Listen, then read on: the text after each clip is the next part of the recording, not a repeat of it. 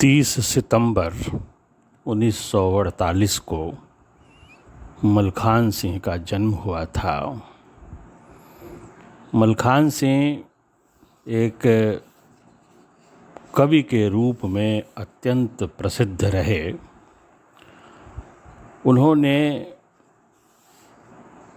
दलित कविता के क्रम में सबसे पहले संभवतः वे शुरुआती कवियों में हैं जिन्होंने दलित विमर्श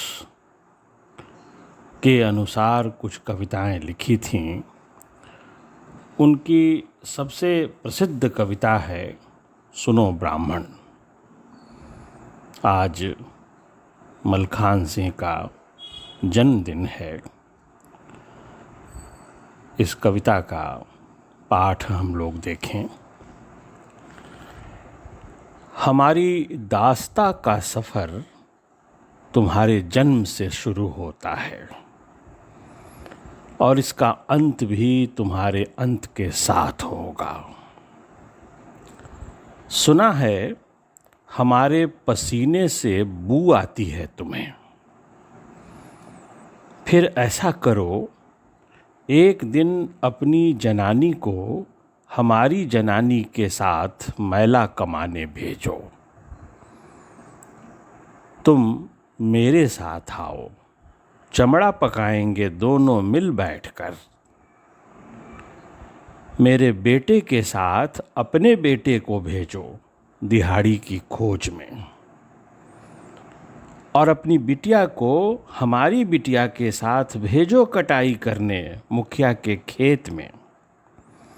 शाम को थक कर पसर जाओ धरती पर, सूंघें खुद को, बेटे को, बेटी को, तभी जान पाओगे तुम जीवन की गंध को। बलवती होती है जो देह की गंध से। हम जानते हैं कि हमारा सब कुछ भौंड़ा लगता है तुम्हें।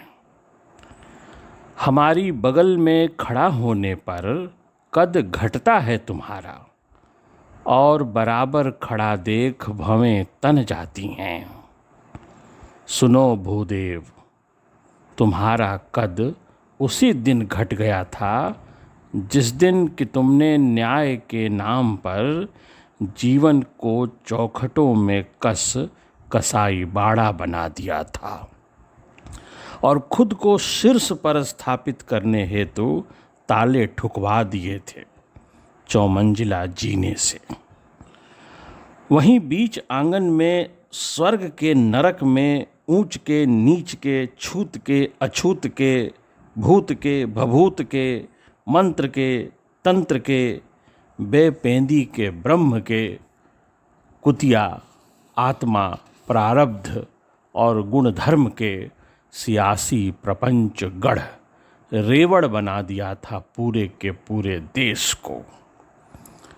तुम अक्सर कहते हो कि आत्मा कुआं है, जुड़ी है जो मूल सी। फिर निश्चय ही हमारी घृणा चुभती होगी तुम्हें पके हुए शूल से। यदि नहीं तो सुनो वशिष्ठ, द्रोणाचार्य तुम भी सुनो। हम तुमसे घृणा करते हैं, तुम्हारे अतीत तुम्हारी आस्थाओं पर थूकते हैं। मत भूलो कि अब मेहनत कश कंधे तुम्हारा बोझ ढोने को तैयार नहीं हैं, बिल्कुल तैयार नहीं हैं। देखो, बंद किले से बाहर झांक कर तो देखो, बर्फ पिघल रही है। बछेड़े मार रहे हैं फुर्री, बैल धूप चबा रहे हैं, और एकलव्य पुराने जंग लगे तीरों को आग में तपा रहा है। धन्यवाद।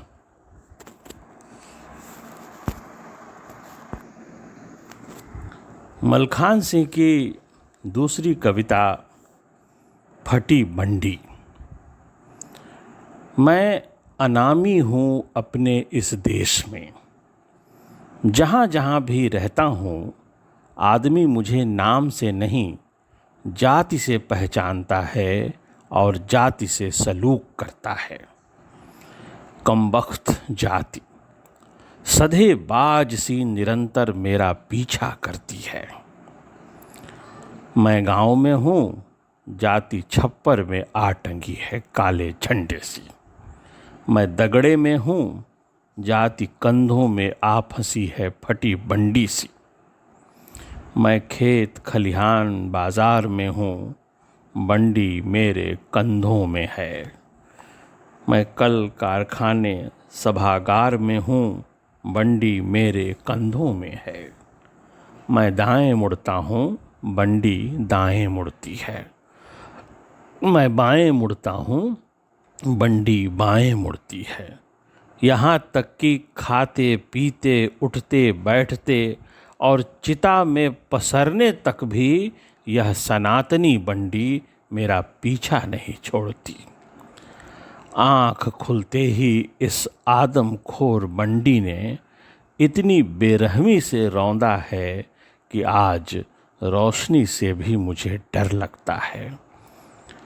गैल चलते मेरे कान बजते हैं।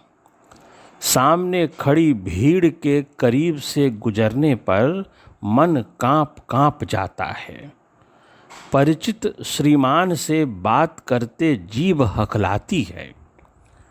अपरिचित श्रीमान से हाथ मिलाते हाथ कांपता है।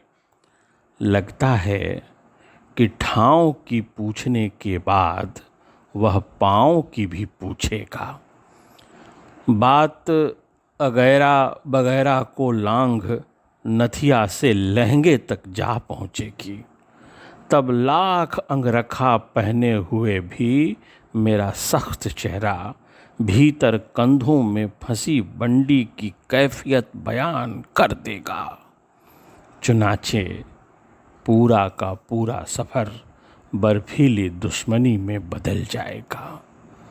अन्योक्ति में वह मेरे बाप को गाली देगा। मुझे गुस्सा आएगा। मैं उसके बाप को गाली दूंगा। मुझे गुस्सा आएगा और फिर हम दोनों एक दूसरे की पतलून फाड़ मादर जात नंगे हो जाएंगे।